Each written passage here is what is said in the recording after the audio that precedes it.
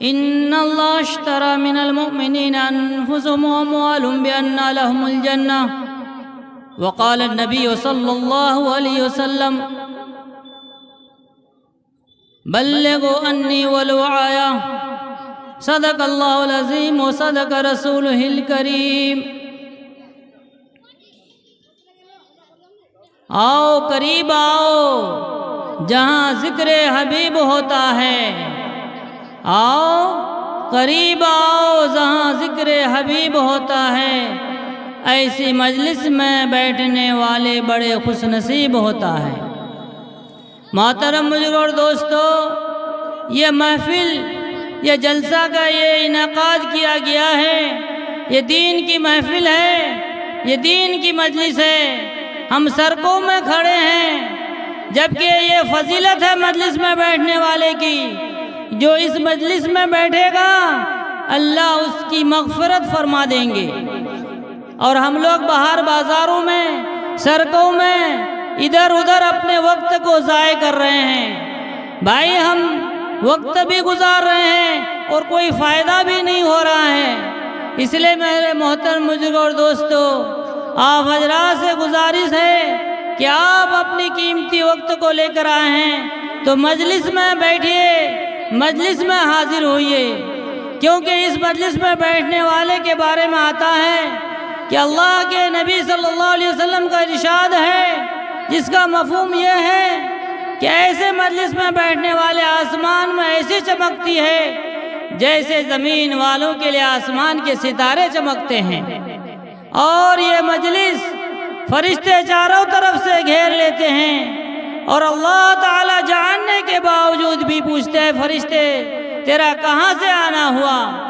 تو فرشتے عرض کرتے، بار الہی ہم خطہ ٹولی کے جلسہ سے آئے ہیں، آپ کے بندے آپ کی باتیں سن رہے تھے، آپ کا ذکر و ثنا فرما رہے تھے۔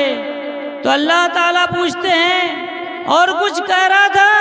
بلے ہاں، جہنم سے پناہ مانگ رہا تھا اور جنت کی طلب کر رہا تھا۔ تو اللہ تعالیٰ فرشتوں سے گواہ بنا کر کہتے ہیں، فرشتوں تم گواہ رہنا، ہم اس مجلس میں بیٹھنے والے کی مغفرت کر دی، ان کے گناہوں کو نیکی سے بدل دیا، اور جس چیز سے وہ پناہ مانگ رہے تھے جہنم سے حفاظت فرمایا، اور جس چیز کی طلب کر رہے تھے جنت، اس کا داخلہ مقدر کیا۔ میرے محترم دوستو، ایسی مجلس کو چھوڑ کے ہم ادھر ادھر گھوم رہے ہیں، اپنے قیمتی وقت کو ضائع کر رہے ہیں۔ آپ حضرات سے مؤدبانہ گزارش ہے کہ آپ اس مجلس میں آ کے جم جٹ کر بیٹھیے اور دین کی بات سنیے۔ اللہ ہم سب کو عمل کی توفیق عطا فرمائے۔ میرے محترم دوستو، ہم دنیا میں کیوں آئے ہیں؟ ہمارے دنیا میں آنے کا مقصد کیا ہے؟ کل قیامت کے دن اللہ تعالیٰ پوچھیں گے، ہم نے تم کو دنیا میں بھیجا تھا تو تم نے دنیا میں کیسی زندگی گزاری؟ اللہ تعالیٰ قرآن میں فرماتے ہیں، أَفَحَسِبْتُمْ أَنَّمَا خَلَقْنَاكُمْ عَبَثًا وَأَنَّكُمْ إِلَيْنَا لَا تُرْجَعُونَ۔ کیا تم یہ سوچتے ہو، سمجھتے ہو، گمان کرتے ہو کہ ہم نے تم کو یوں ہی بیکار پیدا کر دیا کہ کھاؤ پیو زندگی گزارو، آخرت کا کوئی معاملہ نہیں؟ لا ترجعون، کیا تم ہمارے پاس لوٹ کر نہیں آؤ گے؟ میرے محترم دوستو، ہم سب کو اللہ کے پاس لوٹ کر جانا ہے، اور دنیا میں جو کچھ بھی کیا کرا ہے اس کا ایک ایک حساب بھی دینا ہے۔ ہاں، اللہ نے فرمایا ایک مقصد ہے زندگی اور ایک ضرورت ہے زندگی۔ ہم نے انسان اور جنات کو اپنے مقصد کے لیے پیدا کیا، اس مقصد کو بھی اللہ نے قرآن کریم میں فرمایا، وَمَا خَلَقْتُ الْجِنَّ وَالْإِنسَ إِلَّا لِيَعْبُدُونَ، کہ ہم نے جنات اور انسان کو اپنی عبادت کے لیے پیدا کیا، نہ کہ کھانے کمانے کے لیے، کھیتی باڑی کرنے کے لیے۔ میرے محترم دوستو، دنیا کی ساری ضرورت انسان کے لیے ہے۔ اللہ نے ساری چیزوں کو انسان کے لیے پیدا کیا ہے، اور انسان کو اللہ نے اپنی عبادت کے لیے پیدا کیا ہے۔ آج ہم دنیا کی چیزوں کو پکڑ کر آخرت کو بھلا بیٹھے، دنیا کی چیزوں میں مشغول ہو کر آخرت کی ہمیشہ ہمیشہ زندگی کو ختم کر دیے۔ میرے محترم دوستو، ذرا غور تو کیجئے کہ اللہ نے ہمیں کیوں دنیا میں بھیجا، ہم آگے کیا کر رہے ہیں۔ حالانکہ فرمایا کہ دین میں کامیابی ہے اور بے دینی میں ناکامی، دین میں کامیابی ہے اور بے دینی میں ناکامی۔ دین میں دنیا کی کامیابی یہ ہے کہ اللہ تعالیٰ اس کو عزت والی زندگی عطا فرمائیں گے، چین اور سکون والی زندگی عطا فرمائیں گے، اور مرنے کے بعد جنت عطا فرمائیں گے۔ اور جو آدمی بے دینی میں زندگی گزارے گا، اس میں دنیا کے اندر نہ چین ملے گا، نہ سکون ملے گی، نہ راحت ملے گا، نہ اطمینان ملے گی، اور آخرت کی زندگی ہمیشہ ہمیشہ کی جہنم کا منہ دیکھنا پڑے گا۔ اللہ تعالی ہم سب کی حفاظت فرمائے۔ میرے محترم دوستو، اللہ نے قرآن میں فرمایا کہ ایمان لاؤ اور نماز کو قائم کرو، ان الصلاۃ کانت علی المؤمنین کتابا موقوتا۔ میرے محترم دوستو، نماز ہر مسلمان بالغ مرد عورت کے لیے 5 وقت کی نماز اپنے مقررہ وقت پر فرض ہے۔ پڑھتے ہیں؟ نہیں پڑھتے۔ حالانکہ فرمایا کہ جو نماز کا اہتمام کرے گا، جو نماز کو اہتمام کے ساتھ پڑھے گا، ہم اس کو 5 نقد انعام عطا فرمائیں گے۔ پہلا انعام اس کو یہ ہے کہ رزق کی تنگی دور کر دی جائے گی، رزق کی تنگی دور کر دی جائے گی۔ جو آج ہم اور آپ پوری دنیا روزی کی تلاش میں چکر مارتا پھرتا ہے، کبھی یہاں جاتا ہے، کبھی وہاں جاتا ہے، کبھی دلی، کبھی پنجاب، کبھی ہریانہ، اور یہاں سے پیٹ نہیں بھرتا تو اور باہر بدیش بھی چلا جاتا ہے۔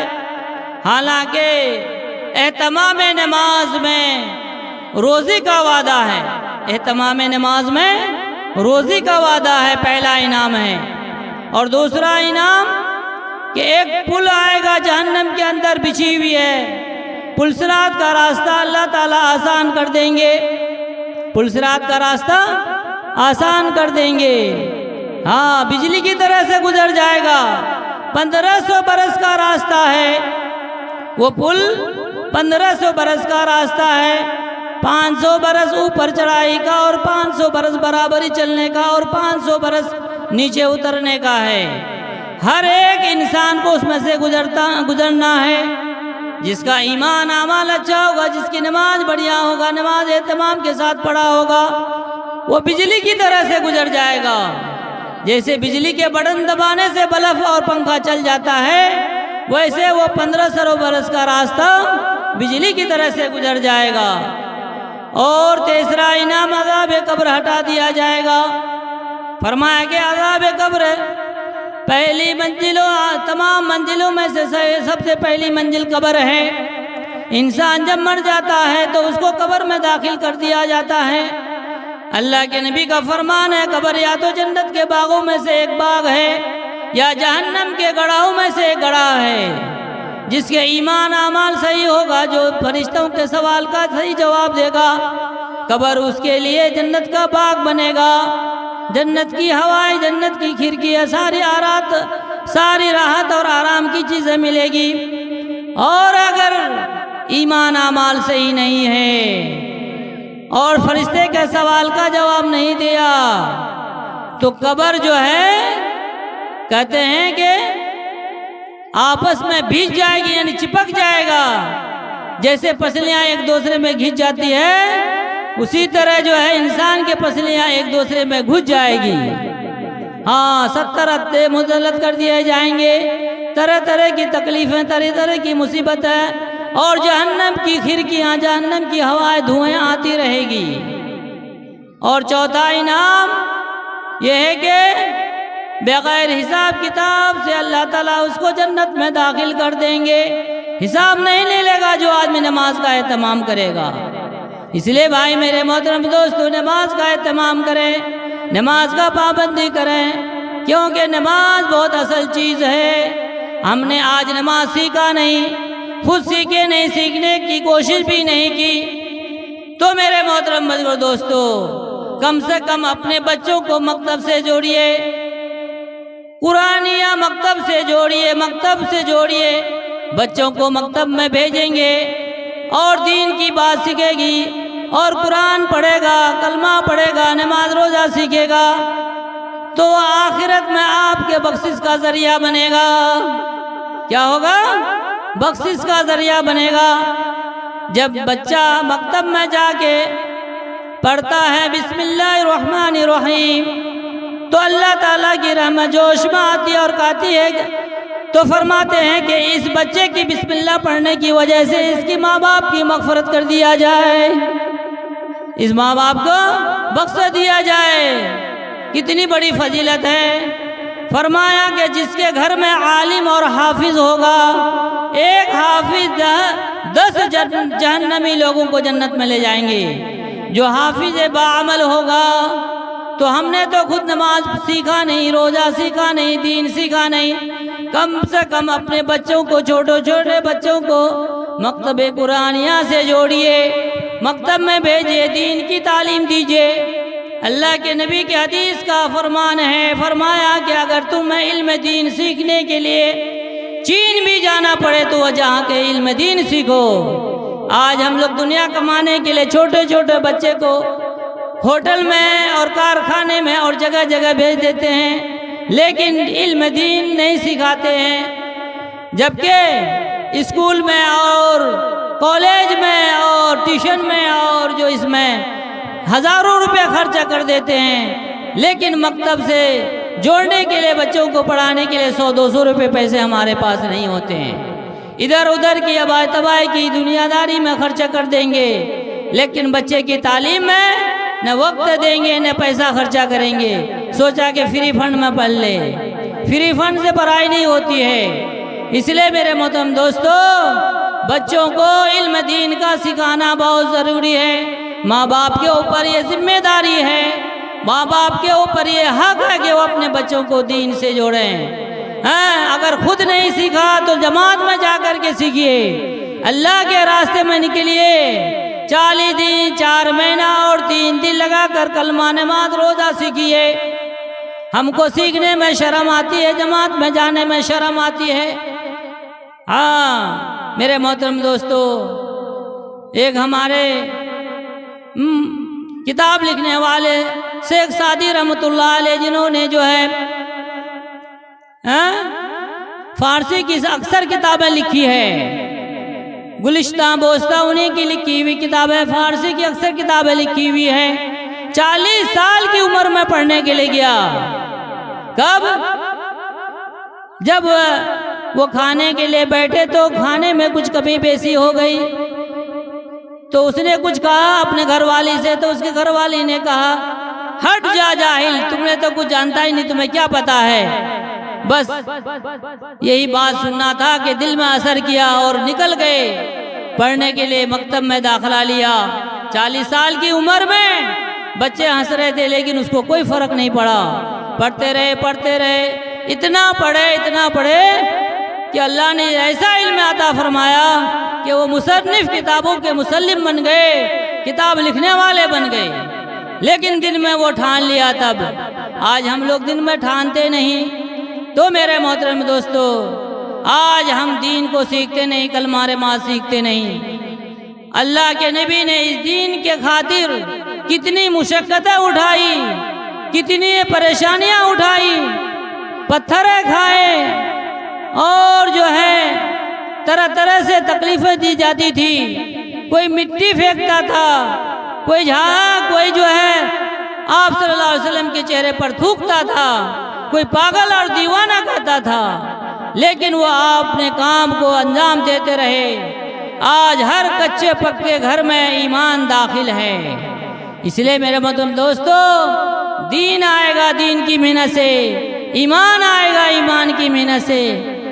جب پہلے دن آپ صلی اللہ علیہ وسلم نے حضرت ابوبکر صدیق رضی اللہ کو دین کی دعوت دی، وہ کلمہ قبول کیا اور اسلام میں داخل ہو گئے، تو حضرت ابوبکر صدیق نے فرمایا، میرا کیا کام ہے؟ جیسے دنیا کے لوگ کہتے ہیں اب ہمارا کام کیا ہے؟ کام ہم لوگ دنیا کے کام کو کام سمجھتے ہیں، اس کے کام کو، دین کے کام کو کام نہیں سمجھتے۔ حضرت ابوبکر صدیق رضی اللہ تعالیٰ عنہ چلے گئے محنت کرنے کے لیے، دعوت دینے کے لیے۔ انہوں نے اپنے محنت اور دعوت سے انہوں نے 9 آدمی کو ایمان میں داخل کیا۔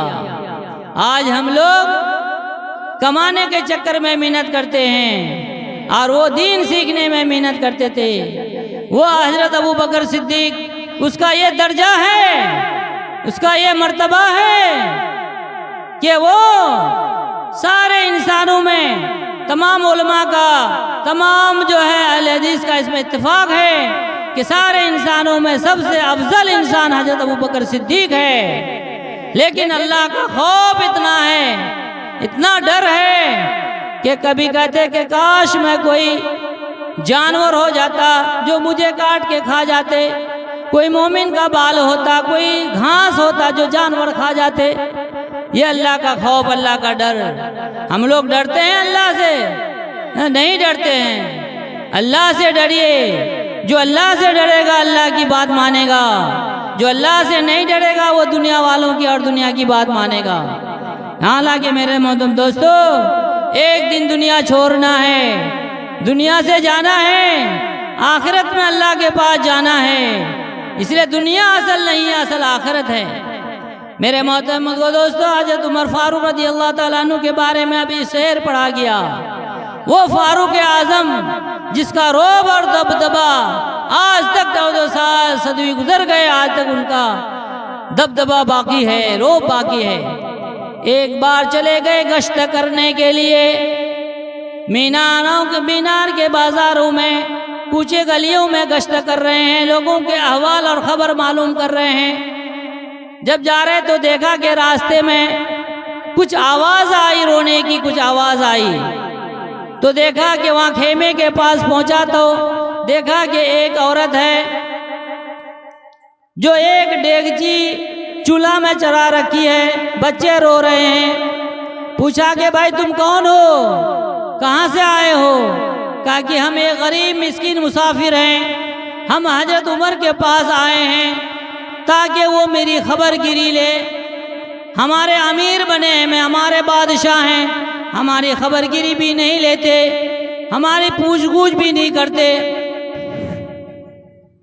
بھائی دیکھیے، تو ان کو پوچھا کہ بھائی ڈیگچی میں کیا ہے؟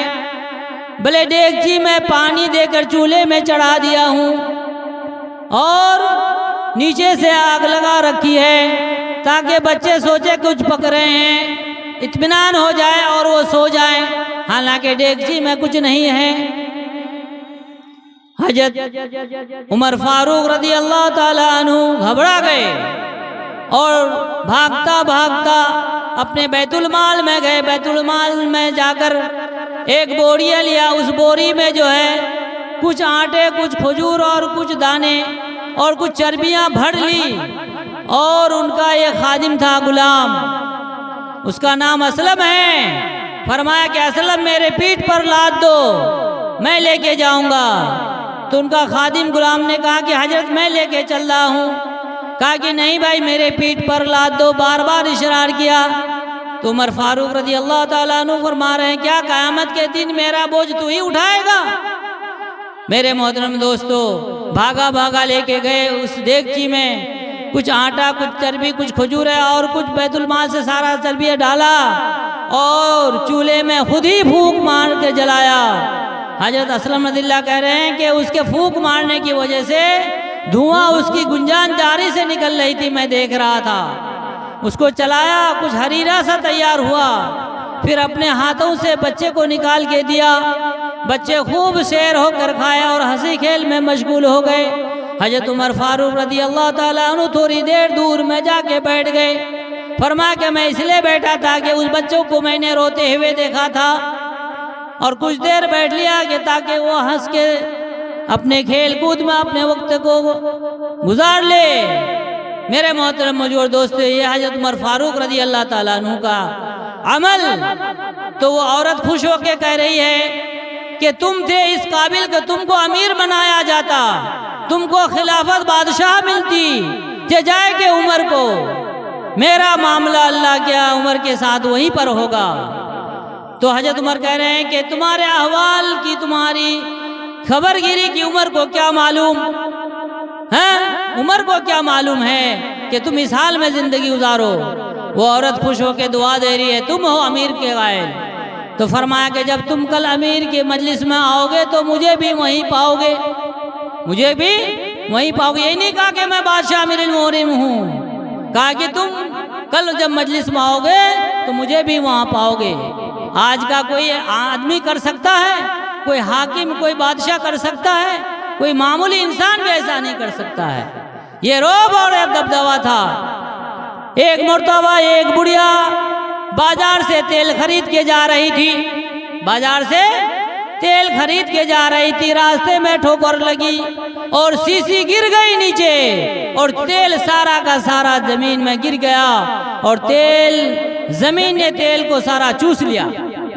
وہ بڑھیا شکایت لے کے گئی عمر فاروق رضی اللہ تعالیٰ عنہ کے پاس کہ عمر فاروق، میرا تیل گر گیا اور اس زمین نے چوس لیا، مجھے وہی تیل چاہیے، مجھے وہی تیل چاہیے، ضد کرنے لگی۔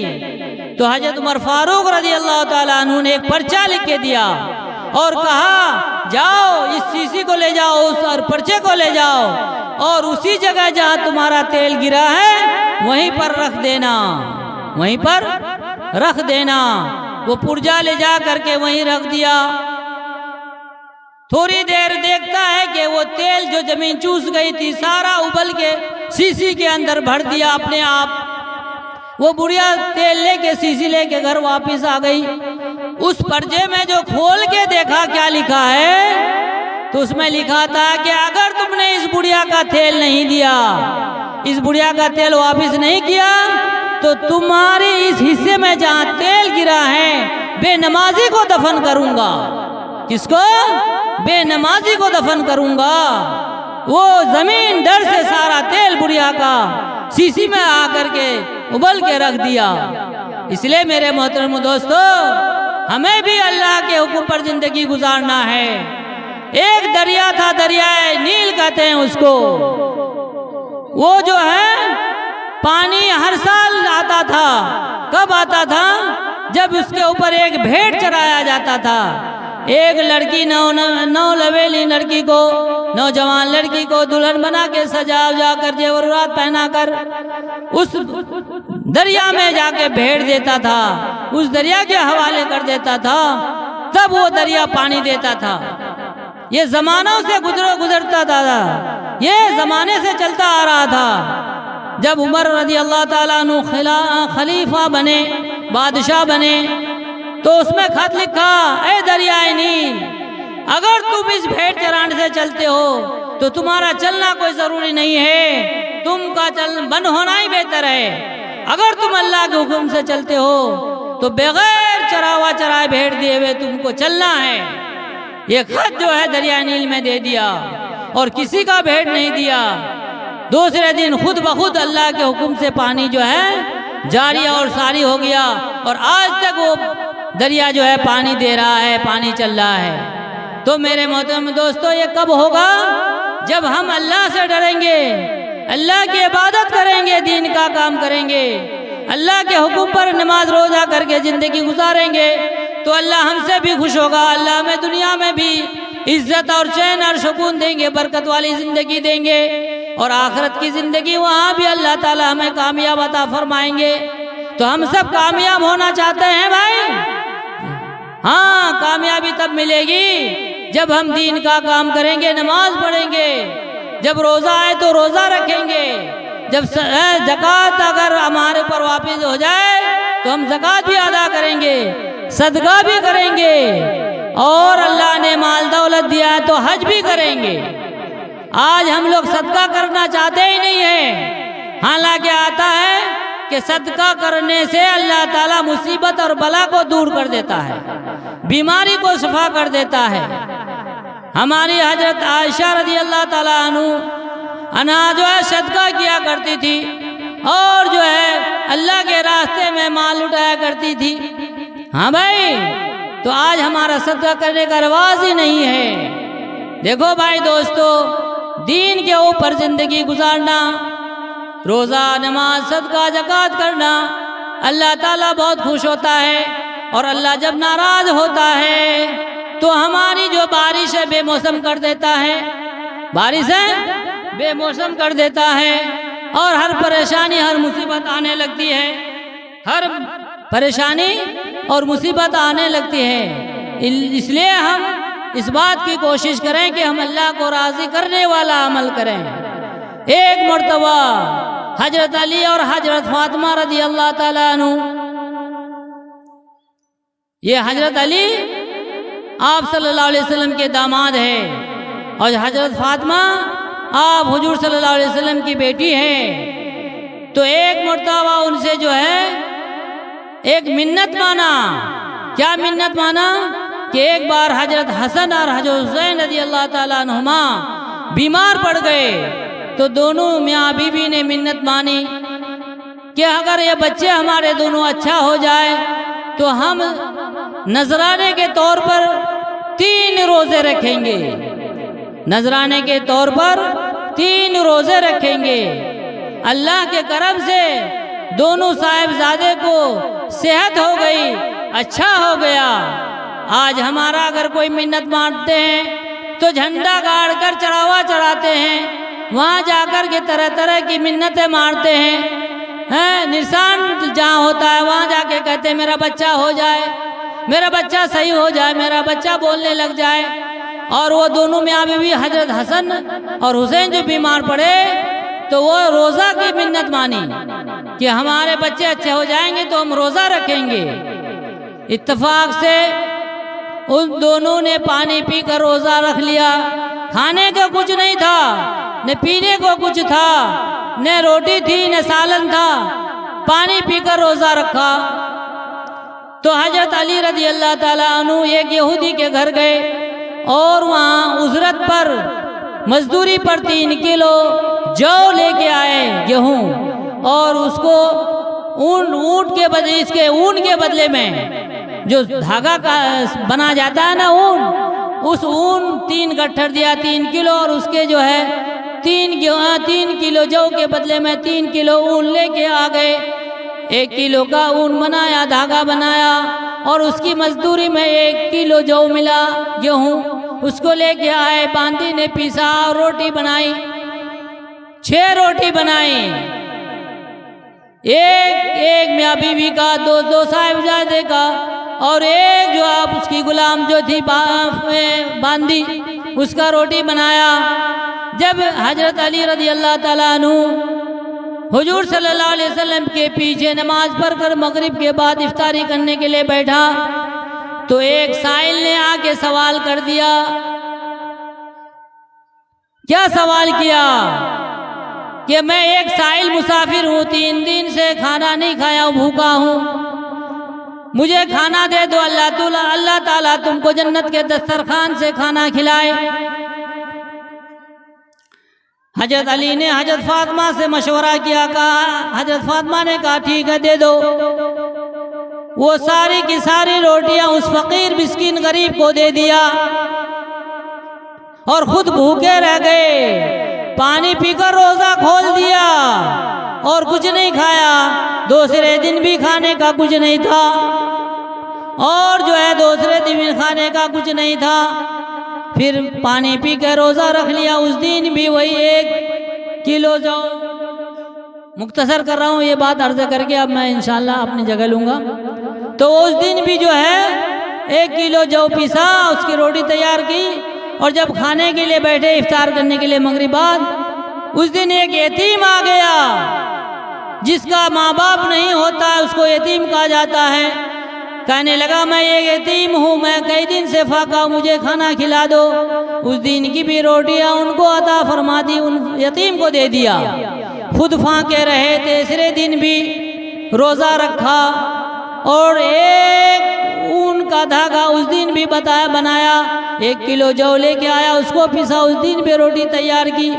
جب مغرب کی نماز کے بعد افطاری کرنے کے لیے بیٹھے تو ایک قیدی جو جیل میں پڑا رہتا ہے، قیدی اس کو کہتے ہیں جو جیل میں رہتا ہے، وہ آ کے سوال کر دیا کہ میں ایک قید ہوں، میرا کوئی سہارا نہیں ہے، مجھے آپ کھانا کھلا دو۔